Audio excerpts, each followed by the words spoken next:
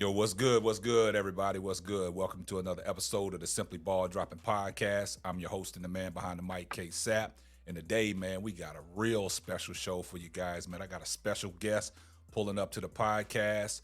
But when you come across this video, man, make sure you like, comment, subscribe. Make sure you got your post notifications on so you know every time Simply Ball Dropping drops another hot banger. And if it's your first time coming across the platform and you're new to the channel, do me a favor. Hit the subscribe button, post your comments, share the video out. Make sure you give the video a thumbs up. Well, today, man, we got a special guest, man, pulling up to the podcast, man. And for you guys that don't know, I've been covering the Colorado Buffaloes all season long, man. And we got a special guest that's going to pull up today. But before we get off into it, I'm going to run these highlights so you'll get familiar on who I'm talking with. Championship game, and me and my dad was sitting there. I'm like, man, I wish I could play for Coach Prime. And it was crazy just hitting the portal and just having that conversation with them within like the first 48 hours. It was a dream come true. So I knew as soon as I got that call, I was like, yeah, I'm coming straight to Colorado.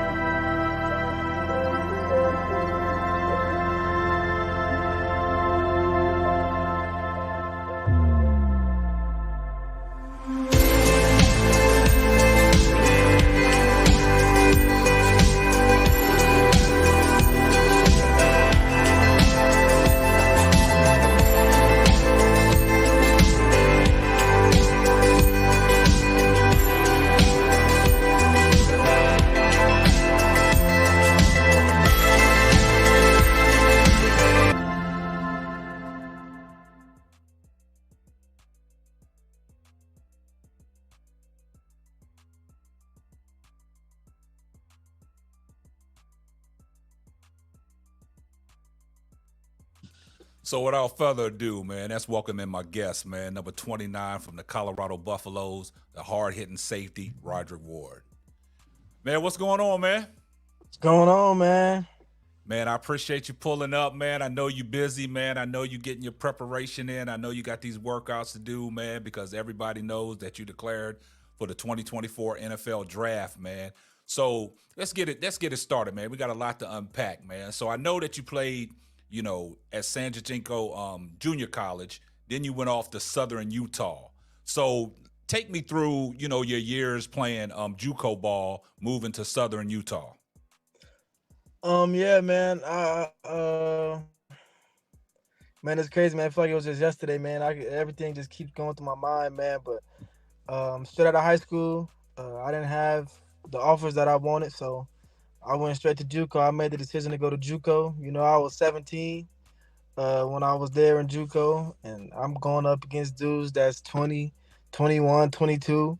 So just going to Juco, it made me mature quick, and I had to catch on to the game faster because it got faster and dudes were more stronger. So it was definitely a big jump, and it was humbling. But yeah, man, I went there. And I got around the right group of guys, and it built that dog in me. That's what it did. I already had the dog in me when I was little, but it just made it much bigger and much stronger, made me more hungry. So I told myself, I said, you know what? I said, man, I'm gonna do one season here, and I'm gonna make sure I find me a home after this season. And that's what I did. And I was able to be blessed to go play for Southern Utah, and I went there. And the first year it started off kind of slow. I didn't play in the first couple of games, and I just waited for my opportunity, and I got that opportunity, and I said I will never get that spot back. So as soon as they gave me my opportunity to get my sign on and get my little spot, I said, yeah, they'll never see this spot again. So after that, I took off, man, and them couple of years I was there at Southern Utah was great, man. It was humbling, and it also kind of built that dog in me as well, because you know a lot of people feel like the FCS and the FBS is a big difference, man. So they try to make it seem like the FCS don't got as much competition, or they don't got as many dog as the Yeah. FBS, and I took that kind of personal.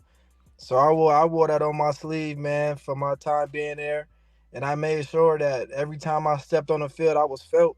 Even when we played FBS teams, I know I had played Utah before I went to Colorado. I was at Southern Utah, and I said this is my first time playing an FBS team, and I said I'm gonna make sure I leave my mark, and And so it looked that's what like I you left your did. mark, man, because Oh like yeah, from 2020, from the 2020 to the 2022 season, you played all 28 games. You registered 92 tackles, 2.5 tackles for loss, one sack, yeah, two fumble recoveries, 12 pass deflections, and 5 interceptions. And during oh the yeah, spring, you actually played, 6 games, registering 26 tackles, 1.5 tackles for loss, and one pass breakup. So yeah. now that your time ended at Southern Utah, what made you jump in the transfer portal and go to Colorado?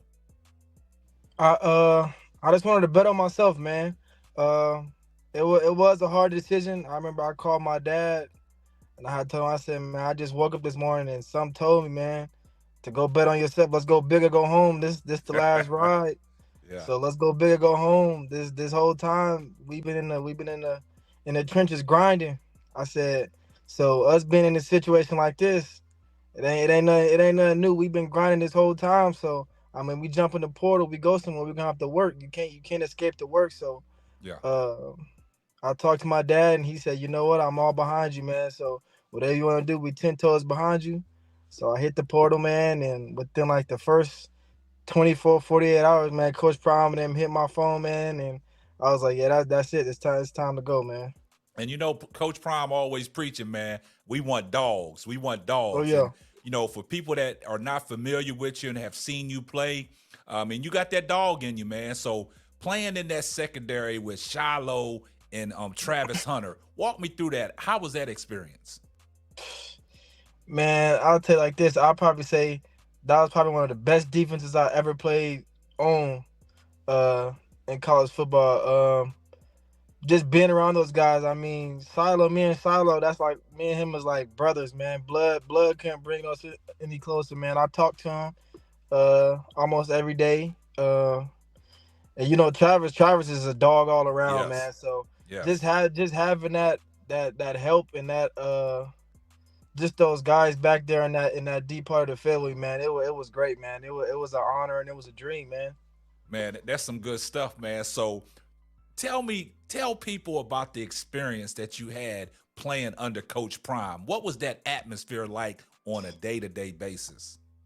Man, I know when I had first got there, I knew it was gonna be the cameras and stuff like that. But I think it finally hit me when we went to TCU and I was walking in the tunnel, walking out the tunnel to hit the field, and I could hear the stadium getting louder and louder and louder.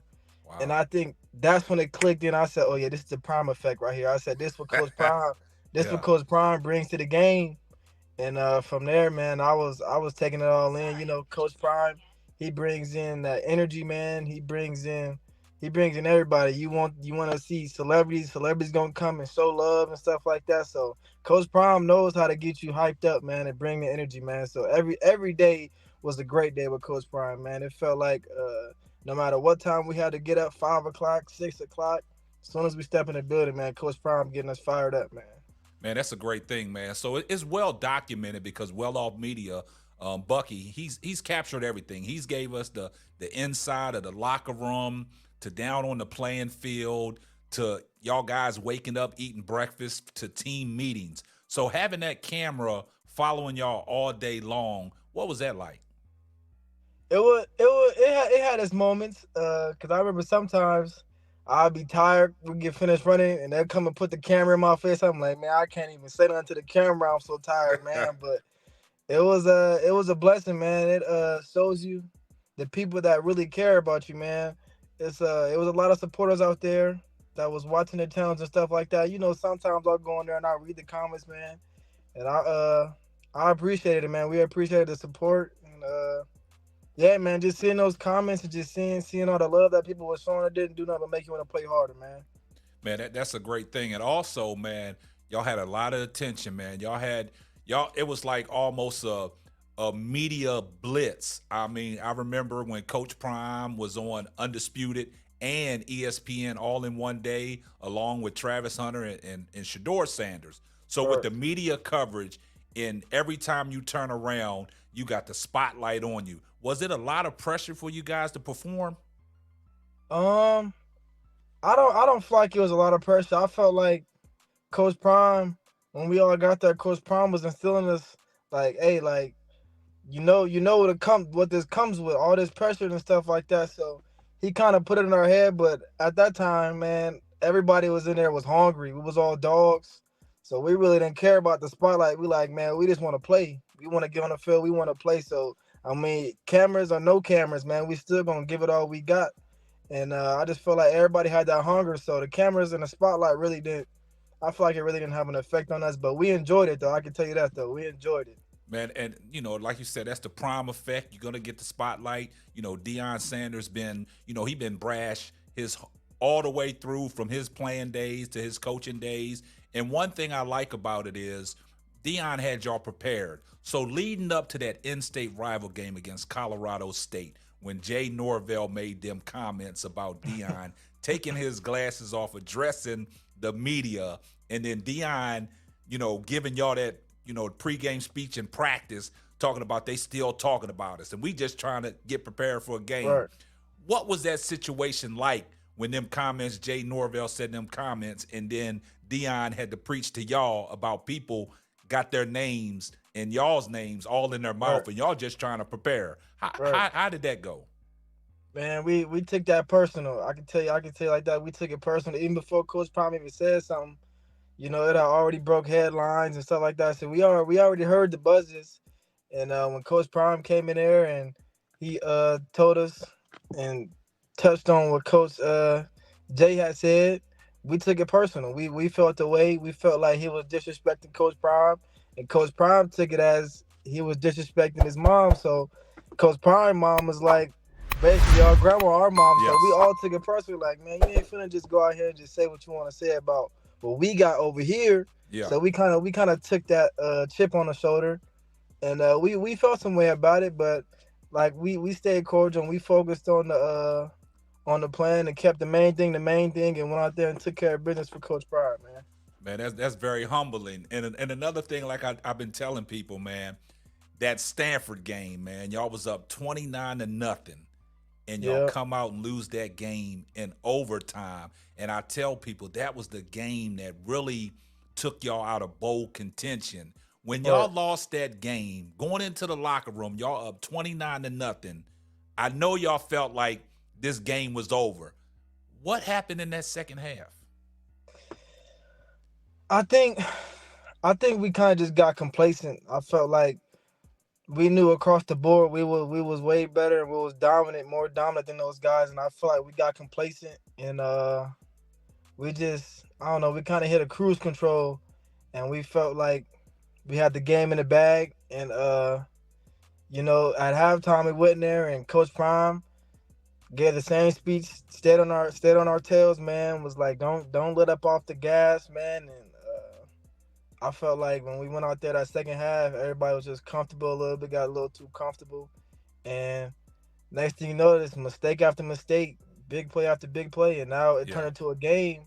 And then we try to bounce back and try to make it more to where it was more serious and try to take it more serious. And by that time, it was too late because they had the momentum, and that's a big thing that people don't realize, man. Momentum is a dangerous thing Oh to have. So yes. when you got momentum, it's hard to stop momentum. So I feel like we put ourselves in a bad spot in that second half by being complacent, man. Man, I totally agree with that, man. Now, I know the season didn't end the way you wanted it to end at 4-8, but y'all capitalized off a season before that because it went 1-11. And Dion, recently he went on Undisputed and said the roster that he inherited was some bull junk. I know people going to take that as Dion, slighting some individuals, just like when he had that first team meeting when the Right. guys jumped in the transfer portal and things like that. But Dion, it comes from a place of where Dion wants to win. So when you hear comments like that, when Dion says stuff like that, how do you take it? I mean, I didn't take it no type of way because I know it's instilled in me. I know I'm a dog, and Coach Prime told me multiple times, like, man, you a dog, man. So I knew just from hearing that, I know what he meant because I mean we did have some players that wasn't fully all bought in, that didn't believe and stuff like that. So I mean, when he said that, it wasn't no lie, and Yeah, I told the coaches, I said, man, you know, we got it's some people that don't believe, but it just gotta be like that. It's a learning experiment. Like yeah, we still in the building process. I said, but man, whatever y'all gotta do, man, I'm all behind y'all. Even after the fact when I leave, man, I'm all behind y'all, man, because I know what Coach Prime and that coaching staff has is trying to instill in them kids, man. And I know they got what it takes to win big. So I ain't even gonna have no doubt about it, man. They gonna shock the world for real this year. No yeah. problem, I no see doubt with about it. everybody that they brought in from the transfer portal, all the guys that's come to Colorado, and like Dion always said, he wants them dogs. Now, the end of the season comes, man. This your senior year, man, and you decide to declare for the 2024 NFL Draft. What was that process like? It was kind of crazy, man, cause just experiencing all that stuff, man. And it comes down to my last year. I remember I was in my locker cleaning my locker out, man. I kind of got emotional. It was nobody was in the locker room, and I was cleaning my locker out, and I was just like, man, like I wish. Not that I wish I could have did things different, but I wish I would have had another year to spend with Coach Prime and those guys, man. But uh, I was appreciative, man, and I made sure that every moment I had there, I took it all in, and it was a blessing, man. So when I came back home and I told my parents, and sat down with my parents, and I said, "This is what we've been working towards and dreaming for our whole life, man." Yeah, So now it's time to go big and go accomplish what everything we worked for, man. This I've been putting this time in since I was about 6 years old, man. So just finally getting this work to pay off, man, and being around my family, around my mom and my dad, man, it's a blessing, man. Just to have both of my parents in my life, man, is a blessing. exactly. So just being around them is all the motivation that I need, man, to go finish what I started, man. Man, that is a great story, man. A lot of people probably don't know your whole story, man. We ain't got time for that, but people got to start, looking you up, man. Like I said, you made a name for yourself at Colorado, man. And the thing about it is, Banks always told me, man, look out for number 29, man. Look out for Yeah, Rodrick Ward, man. He got that dog in him. And yeah, when I started following, I was like, yeah, he got that dog in him. And it's one thing about guys that are playing in that secondary. You got to have a smell for the football. And it right, seems like you, Shiloh, and Travis. It seemed like y'all was always around the football right, alongside of Silman Craig as well. But right. one last question I want to ask you, man. What is the focus with Cormani McClain, man? Why come we didn't see him on the field a little bit more? Um, Komani, he just had some stuff he had to improve on, man. Just just the transition from high school and coming to that type of level. He had to work on some stuff. It wasn't that he wasn't able to compete athletically. He was a dog, man. Athletically, it was just a little stuff like getting in the film room, studying some more, learning your opponents, being on time and stuff like that. So little Yes. little knick-knack stuff, but man, but nah, I wouldn't be surprised, man, if he's coming out as one of the top corners next year. So that dude, McLean, man, he's a dog, man. I love him. And I know he gonna sign him and Travis, man. Travis took him under his wing, man, and Exactly. ever since Travis took him under the wing, man, Komani, he's been doing his thing, and I'm proud of him, man. Man, that's great. So now your dream scenario, you're going into the NFL. What would be your dream team? to get signed with? I know it's just a blessing to even get to the NFL, but if you had your dream scenario, what team would you like to play for? If I'm gonna be honest, I ain't gonna lie. I've been wanting to go to Las Vegas for a minute, man. And I seen Coach AP. He got it turned up in there, man. It kind of reminds me of Coach Prime a little bit. So Yeah. I'm like, if I could get the opportunity to go play for Coach AP and be around Jack Jones and those guys, man, that would be my best my best bet, man. But I Wow. would love to go play for Coach AP in Las Vegas, man. Go play with the Raiders, man. Wow, man. That's a blessing, man. So one last thing, man, for all the kids out there chasing their dreams, playing collegiately, playing in, high school, moving on to collegiate, what kind of advice would you give them? Whatever you do, man, just keep working. You gonna hit road bumps and stuff like that, but keep working and keep the main thing the main thing. My dad always told me, man, you work hard now, you can chill later. So don't get it mixed up and you want to chill and hang out. It's cool to do all that stuff, man, but keep the main thing the main thing. You work hard, you can chill later, man. So whatever you do, work hard. Hard work can't be denied, even if you're not the the face or you're not getting the limelight that you want. Just still keep grinding, man. Keep working hard, and eventually your time is gonna come. Your time is gonna come, and when your time comes, just make sure you make the most of it and never look back, man. Man, I appreciate that, man. I appreciate all the advice that you give to these young kids, man. And one last thing, man, go ahead and shout out where people can follow you at. Give them your IG and if you got YouTube and Twitter, let people know where they can find you at. Oh yeah, so I'm just on the IG, so you can find me at Rodrick Ward _1 on the IG. I'll be on there, man. I'm finna start getting on this Twitch stream and start playing with kids and stuff like that, and try to build up some money for some charities and stuff like that. So y'all be on the lookout for that. I'll post that on my Instagram and stuff like that. Okay. But yeah, go follow my Instagram, man. Man, hey, you heard it here first, man, from Rodrick Ward, man. For guys that don't know, man, he was number 29 for the Colorado Buffaloes, one of them hard-hitting safeties. I don't know if he was part of the Shiloh headache game, the way Shiloh say he's the headache game. He's the CEO. Was you a member of that? Yeah, he had told me, he said, man, if you hit somebody and get a force on, man, I'll put you on the headache gang, man. So after the UCLA game, he had made a post and posted it on IG, and he was in the locker room sitting next to each other, and he had tagged me in the post, man, and he put the headache gang stuff like that. So yeah, I'm a part of the headache gang now, man. So it's an honor to be a part of the headache gang. I know the headache gang CEO gonna hold it down this year, Yeah. no doubt about it. But nah, yeah, I'm a part of it now, man. Yeah, because after that UCLA game, that big hit on the tight end that you had that caused the fumble, I guess that solidified you Oh yeah, getting in the headache game. See, oh I yeah, followed you. I followed you. I followed you all the way around the yeah, field, yeah, man. I was locked in. Once Banks told me all about you, man, I was locked in, man. yeah. So, man, like I said, man, I appreciate you pulling up, man. I appreciate your time, man. And this is going to wrap up another episode of the Simply Ball Dropping Podcast. I'm your host and the man behind the mic, K Sap. We're going to catch you on the next one. Deuces. Thanks for listening to the Simply Ball Dropping Podcast. Be sure to subscribe, like, and share on all major platforms. Another one.